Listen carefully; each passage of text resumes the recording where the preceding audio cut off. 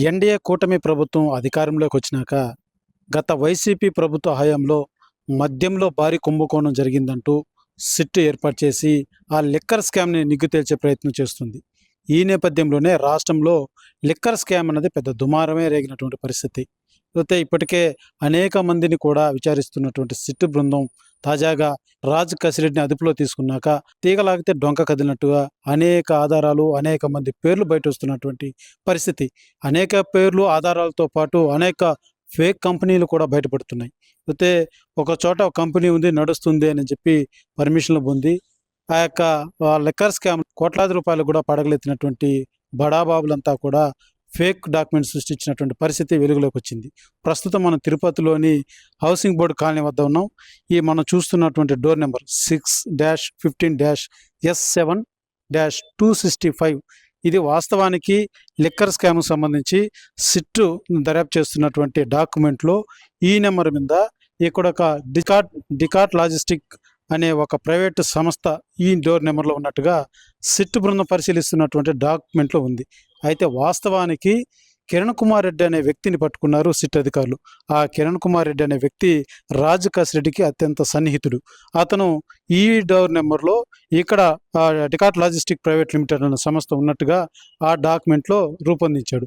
రాజ్ కసిరెడ్డిని విచారించిన తర్వాత ఈ యొక్క కంపెనీ మీద ఆరా తీసే ప్రయత్నంలో ఇక్కడికి వచ్చి పరిశీలించినటువంటి సిట్టు బృందానికి నిర్వీర్యపోయేటువంటి నిజం బయటపడింది. ఏదైతే మనం చూస్తున్నటువంటి ఈ బిల్డింగ్లో ఆ యొక్క డిజార్ట్ లాజిస్టిక్ అనే ప్రైవేటు సంస్థ ఇక్కడ నెలకొల్పినట్టు, అనేక సంవత్సరాలు కూడా ఇక్కడ రన్ చేస్తున్నట్టుగా కూడా కిరణ్ కుమార్ రెడ్డి అనే వ్యక్తి ఆ యొక్క పేపర్లలో రూపొందించినటువంటి పరిస్థితి. అయితే సిట్టు బృందం ఇక్కడికి వచ్చి పరిశీలించి చూస్తేమో ఆ పేపర్లో ఉన్నటువంటి దానికి ఇక్కడ ఉన్నటువంటి కంపెనీకి పొంతన లేని వ్యవహారం. ఇక్కడేమో కంపెనీనే లేదు. ఇక్కడికి వచ్చి చూస్తే సాధారణ గృహాలు, ఇక్కడ నివసించేటువంటి స్థానికులు ఉన్నారు.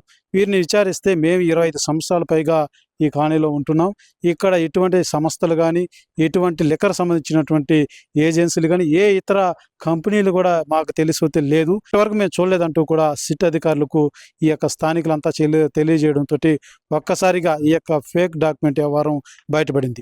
ఇదే తరహాలో అనేకమైనటువంటి ఫేక్ అడ్రస్లు పెట్టి కంపెనీలు ఉన్నట్టుగా పేపర్ మీద చూపించినటువంటి పరిస్థితులు ఈ యొక్క లిక్కర్ స్కామ్లో బయటపడ్డాయని చెప్పాలి. అయితే ఇప్పటికే A4 నిందితుడిగా ఉన్నటువంటి మిథున్ రెడ్డిని కూడా ఇప్పటికే సిట్టు బృందం విచారించినటువంటి పరిస్థితి. ఈ యొక్క లిక్కర్ స్కామ్లో ఆయన ఈ యొక్క సిట్టు బృందానికి విచారణకు హాజరై వచ్చినటువంటి పరిస్థితి కూడా నెలకొందని చెప్పాలి. అయితే తిరుపతి జిల్లాలో ఈ లిక్కర్ స్కామ్ సంబంధించి మొత్తం ముగ్గురు నిందితులు ఉన్నట్టుగా కూడా ప్రాథమిక సమాచారం. అయితే ఎవరైతే ఈ కిరణ్ కుమార్ రెడ్డి అనే వ్యక్తి రాజ్ కసిరెడ్డికి అత్యంత సన్నిహితుడు. అయితే ఈ ఫేక్ డాక్యుమెంట్ ఈ రకంగా సృష్టించి కోట్ల రూపాయలు గడించాడన్నది ప్రధాన ఆరోపణ. అయితే ఈ యొక్క విచారణలో సిట్టు విచారణలో కూడా అది నిర్ధారణ అయినటువంటి పరిస్థితి.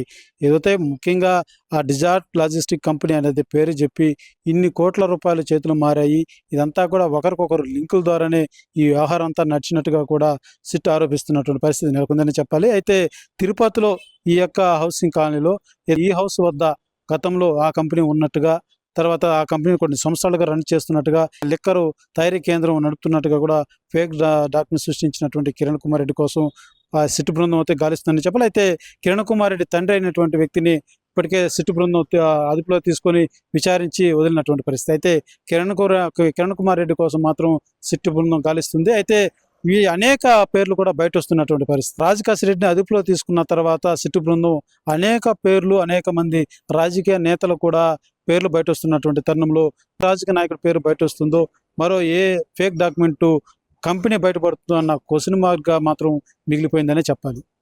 కెమెరా పర్సన్ కోటితో సురేష్, RTV, తిరుపతి. మరిన్ని వీడియోస్ కోసం ఛానల్ ని సబ్స్క్రైబ్ చేయండి. లేటెస్ట్ అప్డేట్స్ కోసం వాట్సాప్ ఛానల్ ని ఫాలో అవ్వండి. ఆ లింక్ డిస్క్రిప్షన్ లో ఉంది.